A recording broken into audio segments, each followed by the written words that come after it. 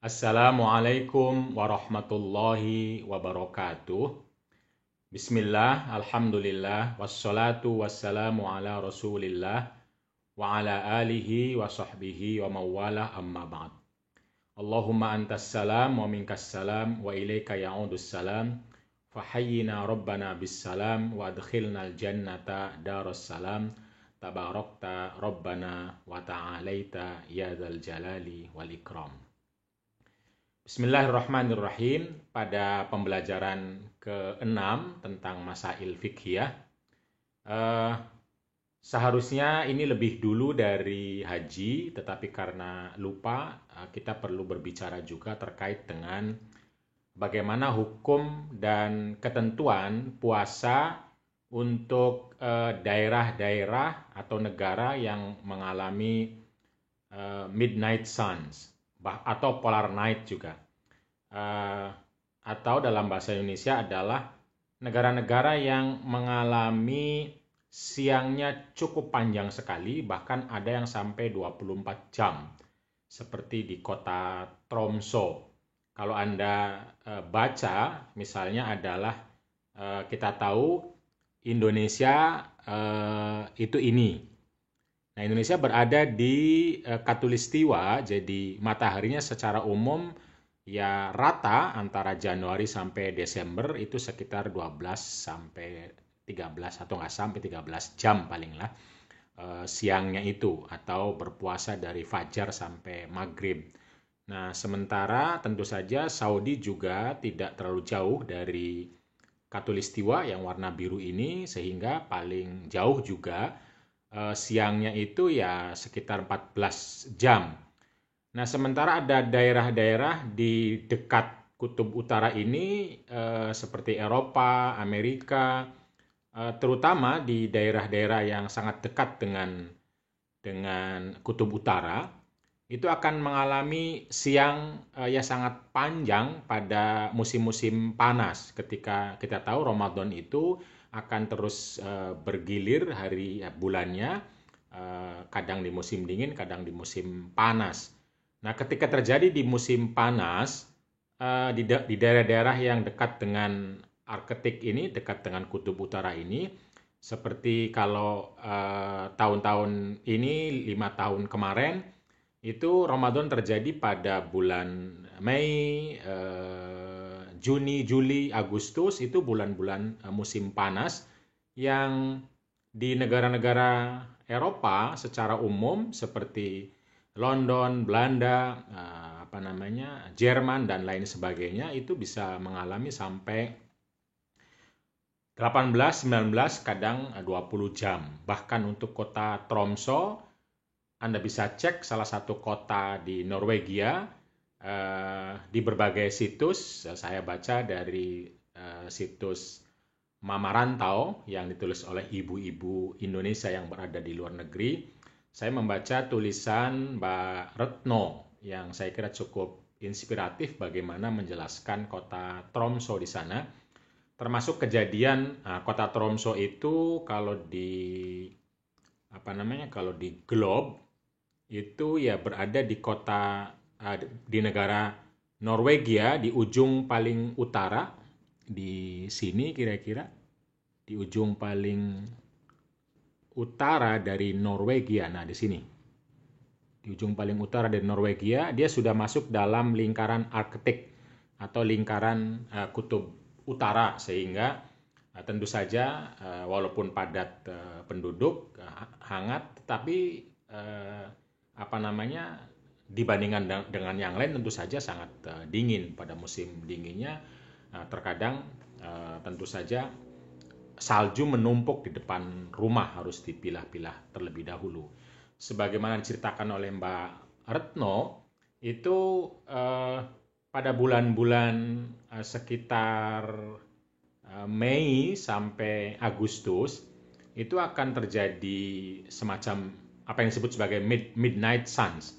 Midnight sun itu adalah malam tetap terang, ada matahari. Jadi siangnya bisa sampai 24 jam berada di kota Tromso tersebut. Nah, sementara ketika pada bulan Oktober sampai Januari itu akan terjadi fenomena yang disebut dengan polar night, atau malamnya itu menutupi matahari. Maksudnya ya malamnya sampai siang, 24 jam malam. Jadi dalam setahun itu ada bulan-bulan di mana sampai 24 jam malamnya, ada bulan-bulan di mana siangnya sampai 24 jam.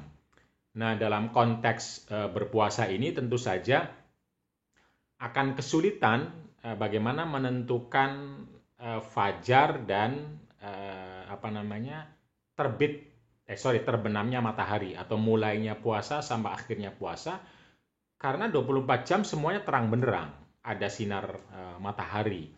Nah, disitulah mungkin problem yang dihadapi oleh umat Islam di sana, yang jumlahnya sudah lebih dari 1.000, seluruh penduduknya sekitar 72-an ribu, dan muslimnya cukup banyak juga, dan ada masjid di sana.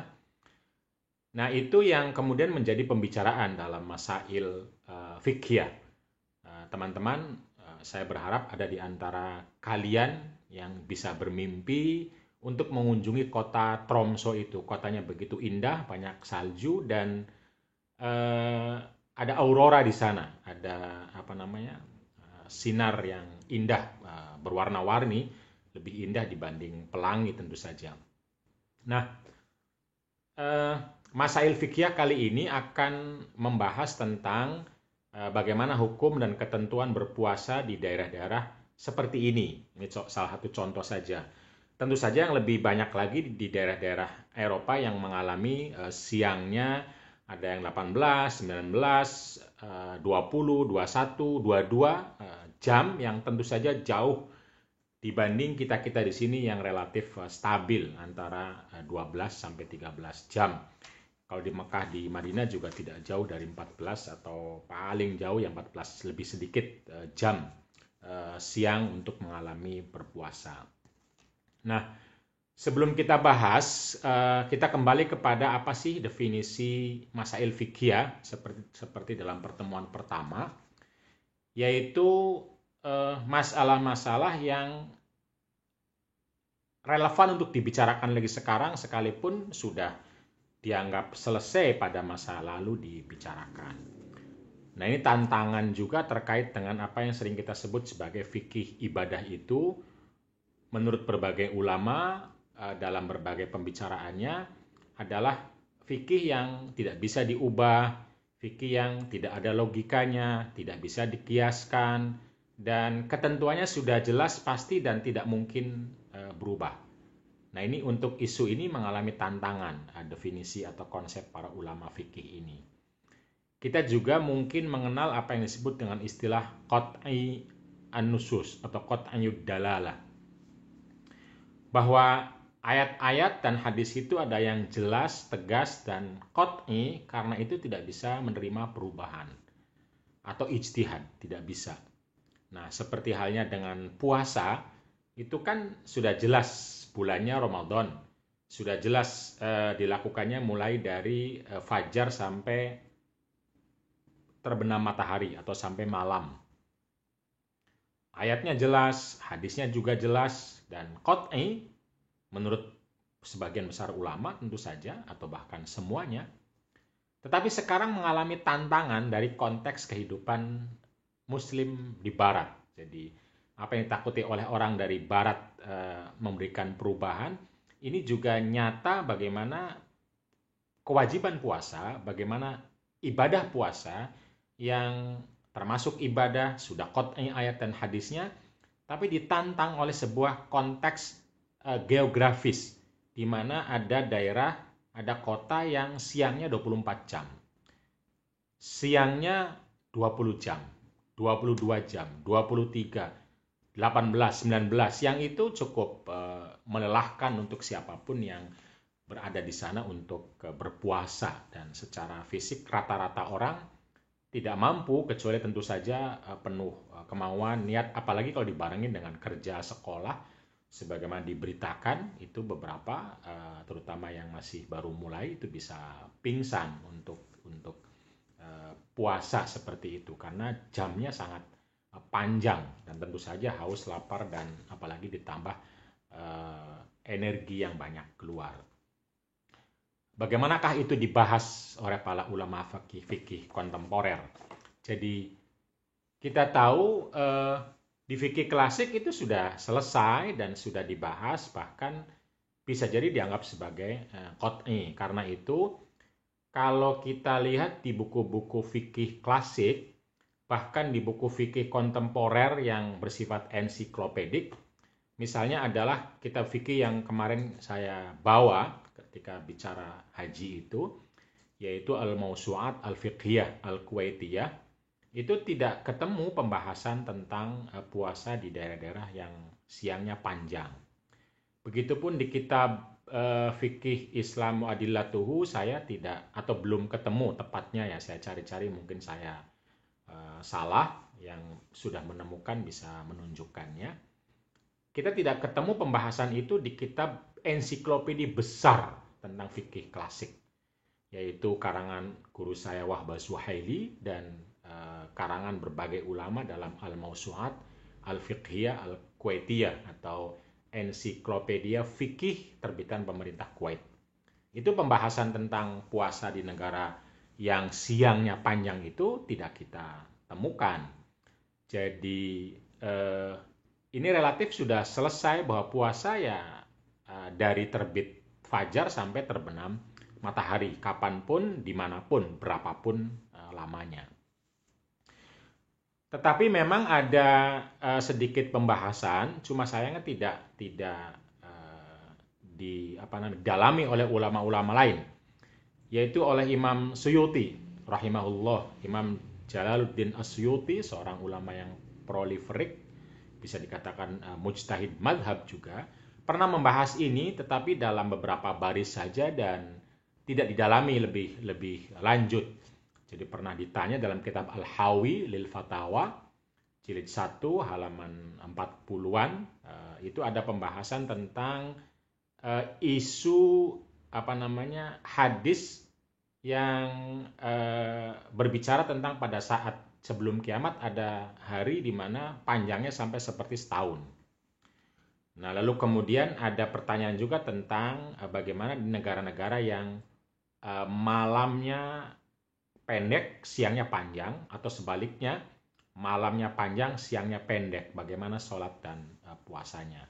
Nah, di sana dibahas setidaknya ada dua pendapat. Pendapat yang pertama mengatakan tetap saja melakukan kewajiban sholat dan puasa sebagaimana adanya di situ. Ada yang mengatakannya dikira-kirakan dengan negara-negara di sekitarnya yang lebih stabil siang dan malamnya. Namun tidak ada pembahasan lebih lanjut oleh para ulama terkait dengan hal ini. Nah, karena itu bisa dianggap sebagai masail fikih, karena lalu kemudian dibicarakan lagi oleh ulama-ulama sekarang, terutama pada saat bulan Ramadan, ketika Ramadannya jatuh pada bulan-bulan yang panjang siangnya, seperti bulan Mei, Juni, Juli, Agustus, bahkan agak kemari juga yaitu April, itu juga masih cukup panjang ya, karena untuk beberapa orang bisa dianggap melelahkan. Nah, saya pernah mengalami di London juga, itu maghribnya jam 9 lebih, 9.20 maghrib gitu ya. Jadi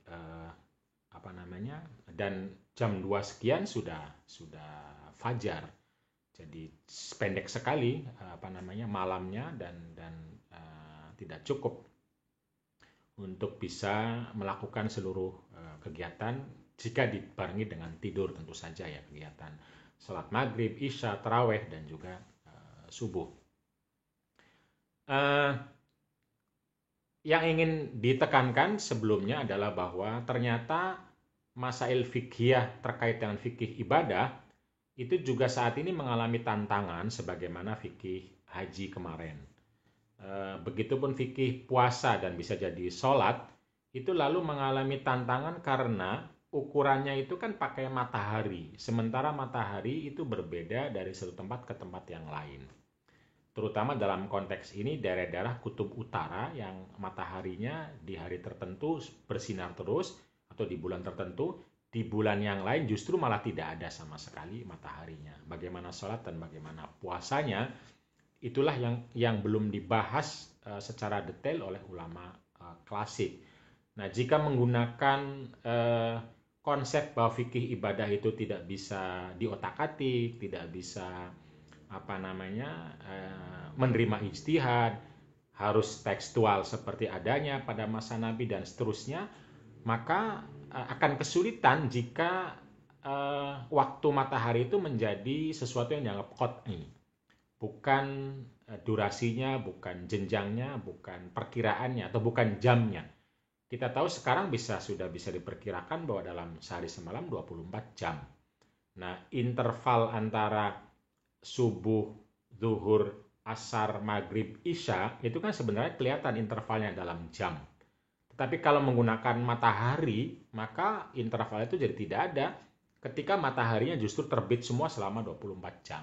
Nah, ini problemnya. Jadi intervalnya, perkiraan antara subuh, zuhur itu misalnya sekitar 8 atau 7 jam, lalu kemudian zuhur sampai asar misalnya 3 jam, asar sampai maghrib 2 jam sekian, maghrib sampai isya sejam sekian, isya sampai subuh 8 jam misalnya, itu kan interval.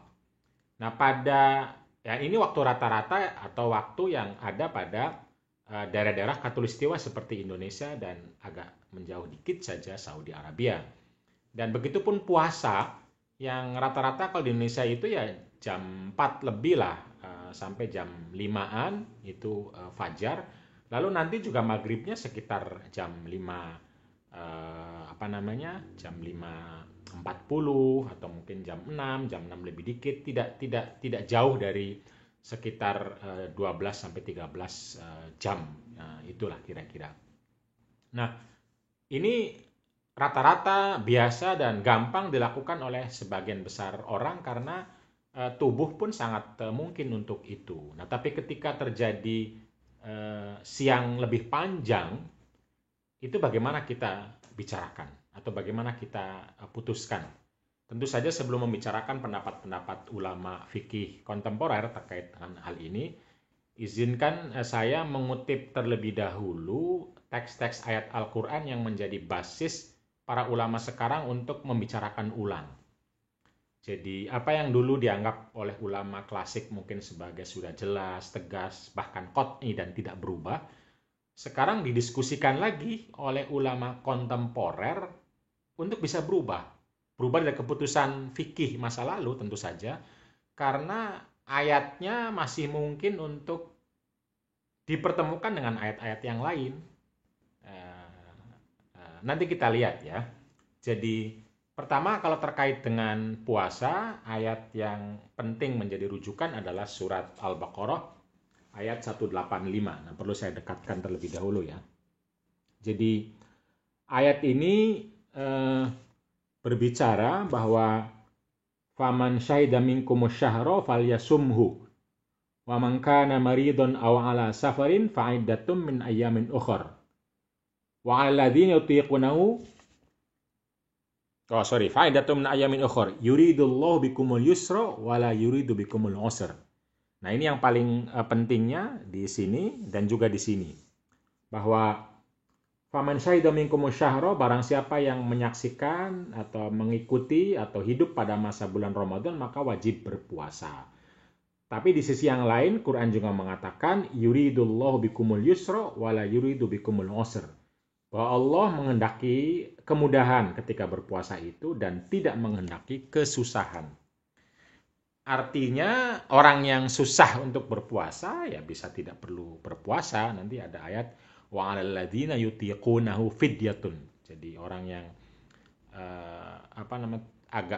agak tidak kuat untuk puasa mungkin karena usia atau karena apa ya bisa bayar fidyah, karena Allah tidak menginginkan dengan puasa ini untuk untuk menyusahkan kalian, kata Allah Subhanahu wa taala. Jadi puasa itu bukan membuat Anda susah, membuat Anda lapar, membuat Anda kebingungan, bukan itu semua. Nah, ayat ini akan dijadikan dasar oleh para ulama untuk mengatakan ya puasa di Eropa, di daerah yang susah itu jangan menjadikan kamu susah. Kalau susah ya sudah nggak usah, atau nanti seperti apa ijtihadnya ya.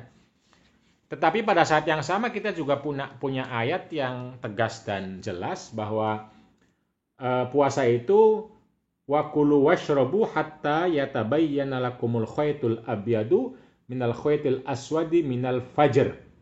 Bahwa berpuasa itu kita hanya boleh makan dan minum itu sejak terbenam matahari tentu saja sampai akan jelas fajar shodiq atau fajar yang terang sebelum subuh itu. Jadi ketika itu sudah ada terang fajar shodiq fajar sebelum subuh, maka kita sudah harus berpuasa sampai kapan? Wa atimus syama ilal lail, kata Al-Qur'an. Jadi dan sempurnakanlah puasanya sampai malam. Batas malam pertama adalah terbenamnya matahari. Jadi karena itu ya para ulama sepakat bahwa berpuasa itu mulai dari terbit fajar sampai dengan terbenam matahari. Itu sudah seluruh ulama dan qat'i, tidak ada satupun orang yang menyangkal, jelas, tegas. Dan semua ulama bilang begitu dan praktek Nabi Muhammad SAW juga begitu. Tetapi pada saat yang sama kita mendengar dalam hadis Muslim, ini hadisnya, tentang pada hari sebelum kiamat ketika ada Dajjal itu, kata Nabi akan ada arba'una yauman kasanatin. Arba'una yaumun kasanatin. Arba'una yaumun kasanatin. Akan ada 40 hari di mana satu hari itu seperti setahun. Lalu ada satu hari seperti sebulan. Ada satu hari seperti seminggu. Jadi ini masih belum terjadi tentu saja pada masa Nabi dan sekarang juga. Tapi Nabi memprediksi dalam sebuah hadis Muslim akan ada hari di mana satu hari itu isinya setahun. Satu hari itu lagi isinya adalah satu bulan. Satu hari itu isinya satu minggu. Lalu para sahabat bertanya, kalau begitu gimana sholat dan puasa kita yang sehari itu? Apakah cuma 5 kali saja? Atau gimana? Nah, kata Nabi ketika ditanya seperti itu, la uqduru lahu qadrohu. Tidak sehari yang selama setahun itu cuma 5 kali sholatnya, tapi kamu memperkira-kirakan dalam setahun itu ada berapa hari dan seharinya tetap 5. Jadi ketika terjadi siang yang panjang lah kira-kira, itu kita harus memperkirakan kapan waktu puasanya. Mungkin begitu yang bisa dipahami oleh para ulama, terutama Imam Suyuti ketika membahas hadis ini juga bicara sedikit bagaimana puasa bagi orang yang siangnya panjang. Sayangnya hadis ini tidak banyak dibahas oleh ulama-ulama fikih lain. Kemudian kita juga kalau membahas kaidah fikih, kita akan ketemu kaidah-kaidah yang mengatakan misalnya adalah al-fadhus syari'i idza waradat minhu tuhmalu 'alal ghalibi fihi wal umuru an-nadiratu la tuhmalu 'alaiha. Bahwa lafaz-lafaz syariat, teks-teks syariat apabila ada datang itu dipahami untuk orang secara umum. Nah, kalau untuk orang secara khusus ya tidak berlaku teks itu. Dia perlu hukum khusus untuk orang-orang yang berbeda yang tidak umum itu. Atau kaidah lain, wasyar'u innama yabni ahkamuhu 'alal ghalib. Bahwa syariat itu memang hukum-hukumnya didasarkan kepada rata-rata. Pada hukum rata-rata. Jadi puasa itu nanti memang 12-13 jam itu ya untuk rata-rata orang yang ada di Khatulistiwa. Nah, sementara orang yang jarang, yang berbeda, itu tidak harus menggunakan hukum ini. Kira-kira begitu nantinya kaidahnya ya. Atau ada kaidah lain, an-nuzulu An-nuzulu ilal waqi'i al-adna inda ta'adzuri al-masail a'la. An-nuzulu ilal masail adna, kita bisa menggunakan hukum yang paling ringan, paling sederhana, paling mudah inda ta'adzuri al-masail a'la, apabila kita tidak bisa melakukan yang ideal, yang ideal. Jadi kaidah-kaidah ini akan nanti menjadi pembahasan oleh ulama fikih kontemporer terkait dengan praktek hukum dan ketentuan puasa di negara-negara yang siangnya panjang seperti daerah-daerah Eropa, Amerika, dan terutama daerah lingkaran Arktik, yaitu seperti kota Tromso yang saya ceritakan itu. Silahkan di Google dicek di manakah kota Tromso itu dan coba baca bagaimana kehidupan orang Islam di kota Tromso tersebut. Kalau kita membaca diskusi para ulama kontemporer terkait dengan hukum dan ketentuan puasa bagi orang-orang yang berada di daerah atau negara yang puasanya jauh, itu kira-kira ada 4 pendapat atau ada 4 pandangan ya, pandangan hukum fikih. Nanti kita akan lihat yang paling yang paling mewakili orang Eropanya sendiri, nanti kita lihat ya. Tapi sementara saya ceritakan dulu ada 4 pandangan. 4 pandangan terkait dengan hukum dan ketentuan puasa bagi orang-orang Muslim yang berada di daerah-daerah yang siangnya panjang. Nah, pandangan yang pertama, ini pandangan yang masih tetap dengan pandangan fikih klasik, di mana ya puasa tetap wajib, sholat tetap wajib dengan mengikuti gerakan matahari itu. Berapapun lama matahari, berapapun panjang siang, tetap puasanya seperti itu. Jadi kalaupun dia 18 jam siangnya, 19 jam siangnya, 20 jam siangnya, bahkan kalaupun siangnya sampai 24 jam sekalipun, ya tetap puasanya sepanjang itu. Tetap sepanjang itu puasanya selama tentu saja bisa dikenali kapan terbit fajar dan kapan terbenam matahari. Kalau bisa ketemu kapan terbit fajar, maka saat itu sudah mulai puasa, dan kapan terbenam matahari, saat itulah boleh berbuka, berapapun jamnya. Itu menurut pandangan pertama, orang-orang ulama-ulama yang masih mengikuti pandangan fikih klasik, terutama mungkin dari Saudi, ya dari berbagai tempat masih banyak, Mesir dan lain sebagainya. Akan tetapi ketika tidak mampu, ya boleh tidak berpuasa. Jadi kewajiban puasanya tetap sampai terbenam matahari, jam berapapun. Tapi kalau misalnya begitu puasa tidak mampu, tidak kuat, nggak boleh teruskan, dibatalkan, nanti diganti qadha pada hari yang lain. Jadi mencoba berpuasa, kalau nggak kuat, baru dicari di qadha di hari lain yang dia kuat selama setahun itu. Jadi tidak ada perubahan. Begitupun ketika terjadi polar night nanti ya, terjadi malamnya sampai 24 jam. Nah, kalau bisa dikenali fajar dan terbenam mataharinya walaupun cuma setengah jam, walaupun cuma berapa menit, kalau bisa dikenali ya puasanya segitu. Tidak perlu berjam-jam puasanya. Itu kalau terjadi polar night atau malamnya justru sampai melebihi 24 atau 20 jam. Jadi untuk 2 kondisi itu menurut pandangan pertama tetap saja puasanya sesuai terbit fajar dan terbenam matahari jika dikenali. Nah, ketika pada masa panasnya panjang dan dia tidak mampu, boleh berbuka. Bahkan bisa jadi wajib kalau sakit jika tidak berbuka. Wajib berbuka diganti di qadha di hari lain. Nah, kecuali betul-betul tidak bisa dikenali. Nah, kalau nggak bisa dikenali terbit fajar dan terbenam mataharinya, maka nggak perlu puasa, cari ganti lain saja.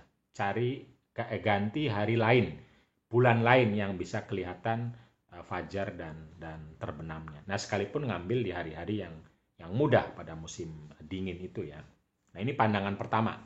Jadi pandangan pertama persis dengan pandangan fikih klasik yang tidak bisa berubah sama sekali, karena ini masalah ibadah. Karena ini ayatnya jelas, tegas hadisnya, begitupun pendapat ulamanya hampir ijma. Jadi nggak bisa berubah sama sekali. Nah, pendapat yang kedua yang juga dipilih nanti oleh fikih konsil atau oleh majelis ulama yang negara-negara Eropa, bahwa ketika siangnya panjang sekali, apalagi yang sampai 23, 24, 22 yang cukup melelahkan itu, maka negara-negara itu bisa mengambil durasi jam dari bulan-bulan yang rata antara siang malamnya. Dicari. Biasanya katanya sekitar bulan Mei Juli itu agak rata, atau ya Juni Juli lah agak rata antara siang malamnya. Mungkin sekitar 15 atau 16. Nah, itu bisa dipindahkan ketika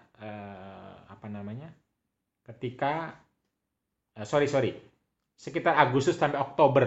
Nah, karena Mei Juli itu justru yang panjang siangnya. Jadi bisa mengambil jamnya Agustus sampai Oktober. Misalnya kalau Agustus Oktobernya itu siangnya 15 jam, maka puasa pada bulan Mei dan Juni itu cukup 14 jam atau 15 jam. Caranya bagaimana? Jadi ketika terbit fajar, misalnya kita anggap terbit fajar jam 3 pagi. Nah, maka jam 3 ditambah 14 jam itu sudah bisa berbuka. Tidak perlu menunggu sampai terbenam matahari. Nah, kalau kita bilang 14 jam misalnya, atau ya 14 jam, kalau jam 3 itu subuh, maka jam 16 atau jam 4 itu sudah maghrib, sudah bisa berbuka. Kalau kita anggap siangnya itu 14 jam misalnya, mengikuti bulan rata-rata di daerah tersebut, di negara tersebut. Jadi ada bulan yang siangnya secara umum dan malamnya seimbang atau stabil. Nah, maka jam 16, jam 4, sekalipun masih jauh, bahkan mungkin belum asar, baru zuhur, itu sudah bisa berbuka puasa. Nah, ini pendapat yang kedua ya. Jadi mengambil bulan-bulan lain atau mengambil durasi siang dari bulan-bulan lain di negara tersebut yang stabil dan rata. Tidak meniru negara lain. Tidak di negara tersebut. Jadi di negara-negara tertentu yang siangnya panjang itu kan biasanya di bulan Mei sampai Juli. Itu siangnya panjang. Tetapi Agustus atau September, Oktober itu sudah mulai agak stabil. Nah, karena itu diambil yang durasi stabil di situ. Durasi stabilnya apakah 15, apakah 14, apakah 13, apakah 16. Maka ini dianggap sebagai jam siang yang dibawa pada bulan Mei misalnya. Nah, kalau seperti yang saya bilang, kalau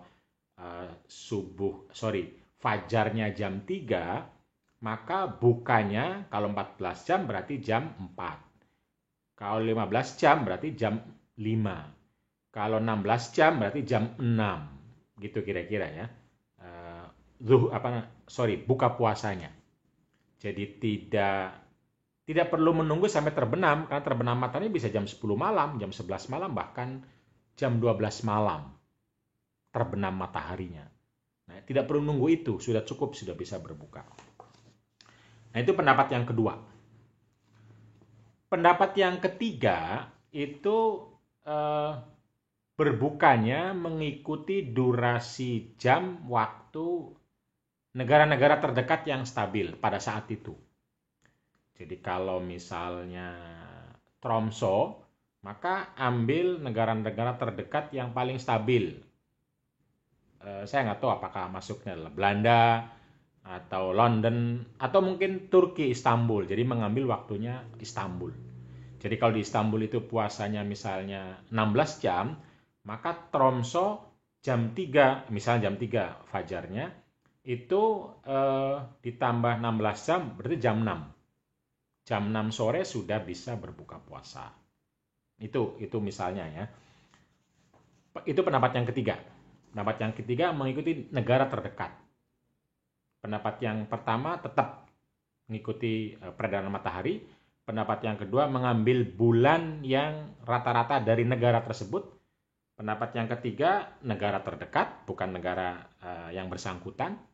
Pendapat yang keempat yang dipakai oleh ulama Azhar dari sejak Muhammad Abduh kalau tidak salah sampai sekarang fatwanya adalah bahwa puasa daerah-daerah itu bisa mengikuti waktunya Mekah.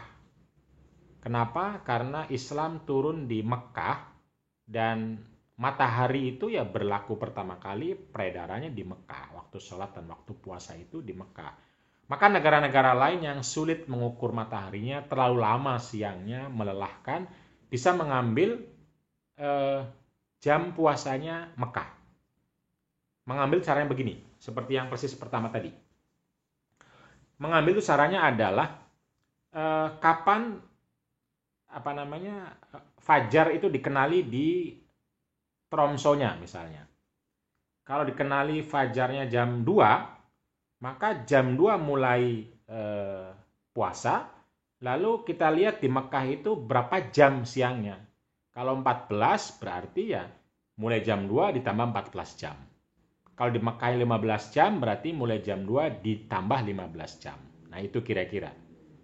Tetapi kalau nggak dikenali fajarnya, maka fajarnya pun bisa mengikuti Mekah, bisa mengikuti Mekah katanya. Atau ditentukanlah oleh majelis di situ kapan fajar mulai dan kapan terbenam mulai. Itu kira-kira pandangan pandangan dari ulama-ulama kontemporer yang yang sering dibicarakan terutama ketika bulan puasa jatuh pada waktu-waktu musim panas seperti 5 tahun belakangan ini, 10 tahun belakangan inilah kira-kira itu banyak dibicarakan oleh ulama-ulama kontemporer terutama yang ada di Eropa. Karena kalau di Indonesia, di Malaysia ya tidak mengalami, tidak membicarakan. Tetapi intinya adalah ternyata apa yang dulu dianggap qot'i tetap tidak berubah, prakteknya juga mengalami tantangan. Apalagi kalau misalnya nanti berapa puluh tahun lagi tidak tahu ketika piknik keluar angkasa sudah menjadi kebiasaan. Itu kan sudah nggak berlaku lagi tuh matahari, mungkin gravitasi dan lain sebagainya di angkasa itu bagaimana tuh puasa dan sholatnya. Maksud saya waktu dan kalau gerakan-gerakan mungkin bisa dikiaskan dengan yang ada. Tapi waktunya bagaimana tuh? Pakai waktu bumi atau waktu angkasa? Dan waktu bumi yang mana? Karena di antara bumi berbeda-beda waktunya, beda-beda mataharinya. Nah ini tantangan yang nyata kalau sekarang. Dulu mungkin tidak terpikirkan, tapi sekarang nyata. Jadi yang qot'i pun pada akhirnya memperoleh tantangan untuk bisakah berubah atau tetap. Jadi qot'i memang sesuatu yang jelas, tetapi apakah semua qot'i tidak bisa berubah? Nah, sepertinya untuk konteks ini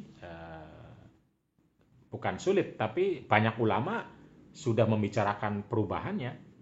Ulama-ulama yang mungkin dianggap penjaga ortodoksi Islam, organisasi-organisasi besar dunia, fatwa dunia. Itu yang kira-kira secara umum. Tetapi kalau kita lihat misalnya memang juga tentu satu sama lain saling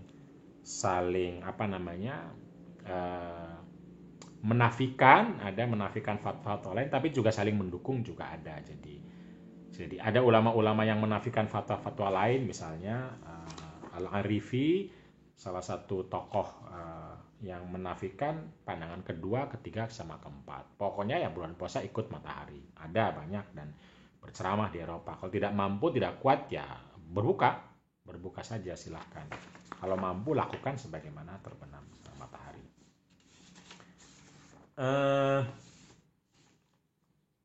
Nah, ini yang saya sebutkan tadi bahwa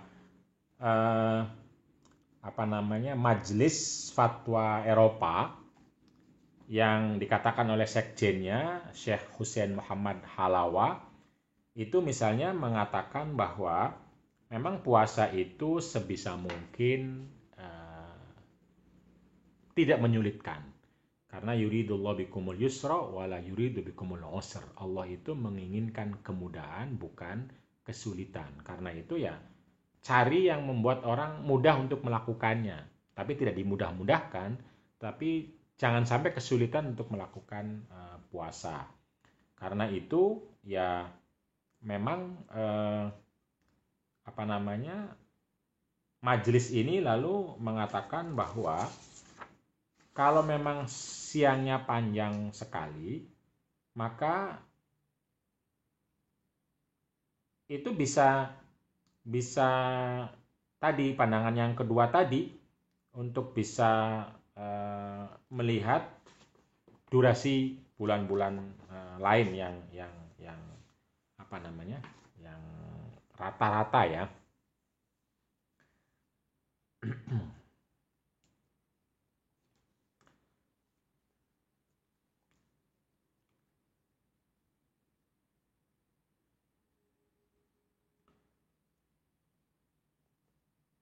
Dari mana ini? Ntar ya, saya bacakan dulu.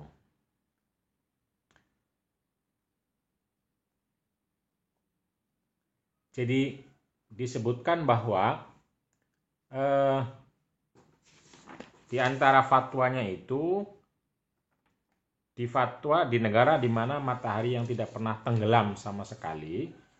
Jadi kalau seperti Tromso terjadi hal demikian misalnya, kalau ada negara yang mataharinya tidak tenggelam sama sekali, kata Majelis Ulama Eropa ini, adalah agar mereka mengambil waktu di hari-hari yang siang dan malamnya sama panjang, bukan? Jadi pendapat yang kedua tadi mengambil durasi bulan-bulan lain yang siang dan malamnya sama panjang sebagai ukuran untuk menentukan waktu puasa dan sholat di bulan Ramadan. Sedangkan di negara-negara yang malamnya sangat pendek, di mana tanda fajar tidak jelas dan tanda cukup untuk sholat isya, tarawih, sahur juga tidak jelas, maka ada fatwa dua hal. Yang pertama melihat di mana hari terakhir. Jadi hari terakhir di mana jelas terbit terbenamnya, maka itu yang dipakai. Di antara hari yang paling akhir itu.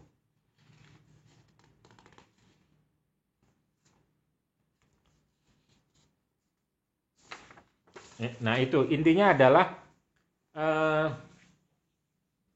telah terjadi perubahan besar-besaran dalam konteks geografis di mana umat Islam hidup di negara atau daerah yang mengalami siang panjang pada musim panas dan mengalami siang pendek pada musim dingin. Masalah pada puasa dan masalah pada sholat, terutama dalam konteks ini adalah puasa karena cuma sekali dalam 1 tahun atau 1 bulan dalam 1 tahun. Jadi kadang-kadang umat Islam sangat sayang untuk tidak berpuasa, tapi sangat melelahkan ketika berpuasa.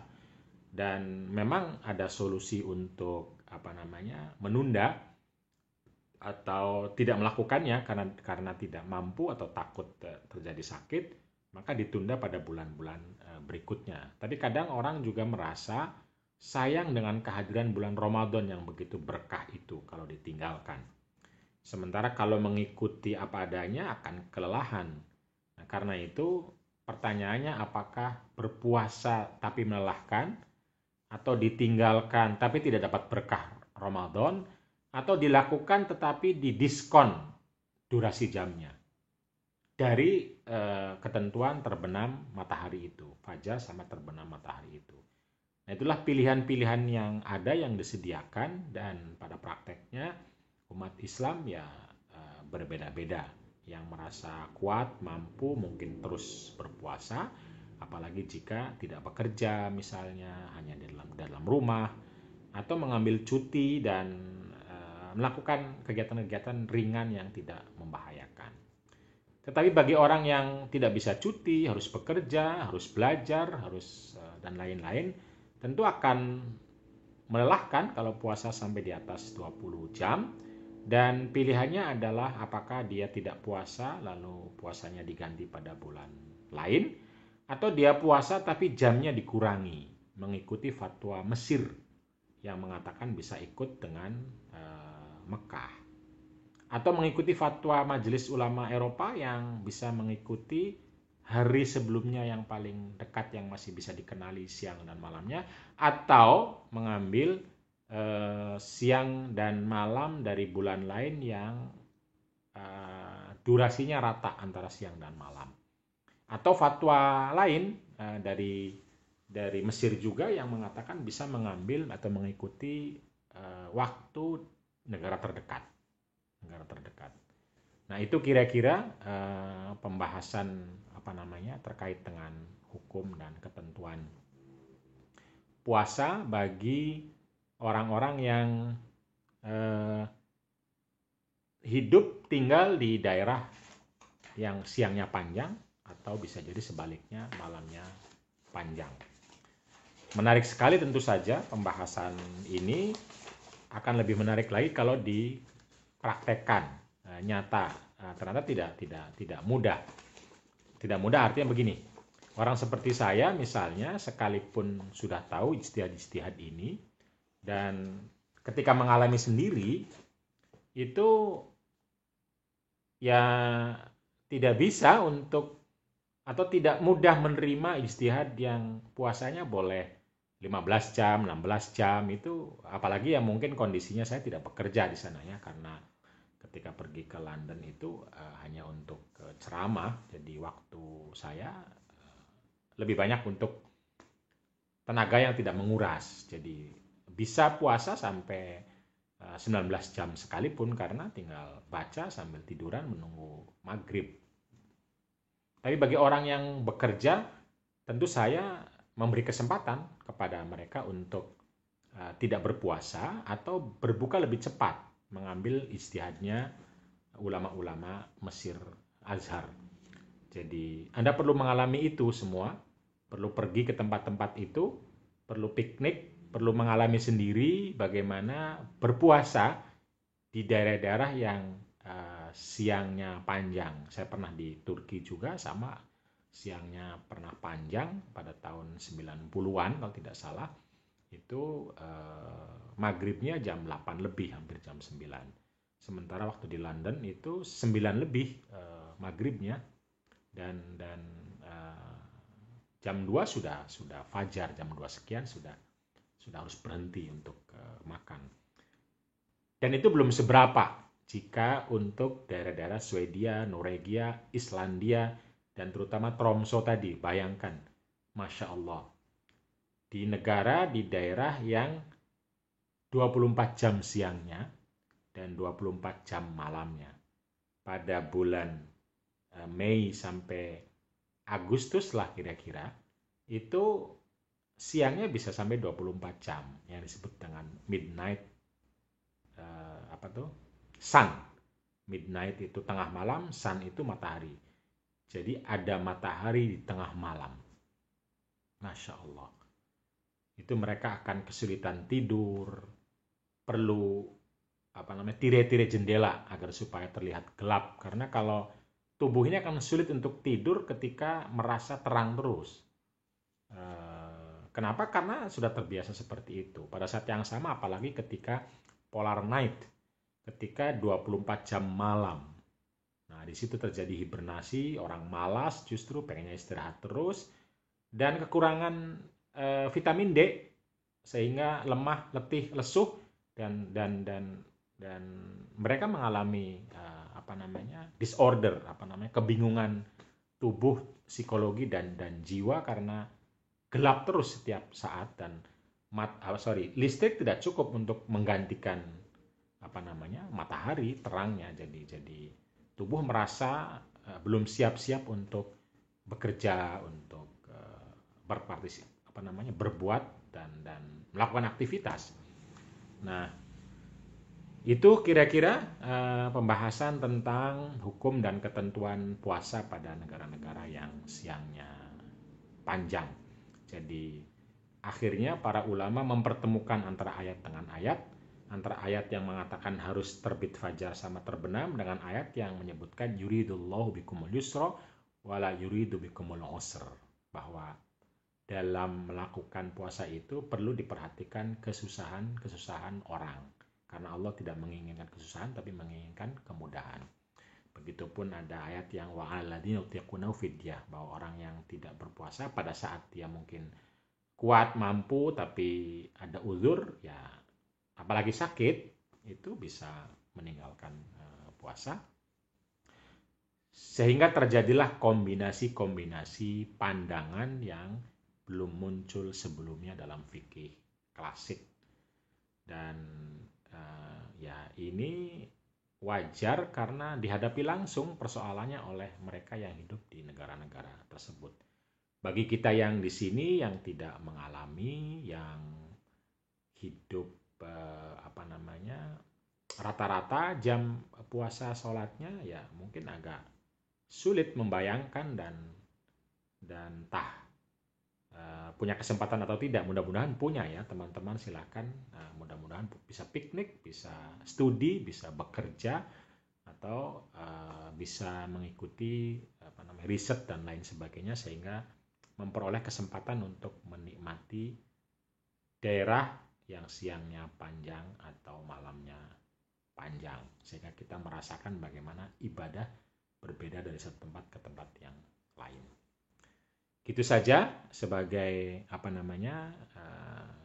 bahan diskusi yang bisa digunakan untuk mendalami isu-isu masail fikih. Sampai ketemu lagi di pertemuan berikutnya. Terima kasih. Wallahu yarhamuna rahmatan amatan syamilah. Wallahul muwafiq ila aqwamit thoriq. Wabillahi taufiq wal hidayah. Wassalamualaikum warahmatullahi wabarakatuh.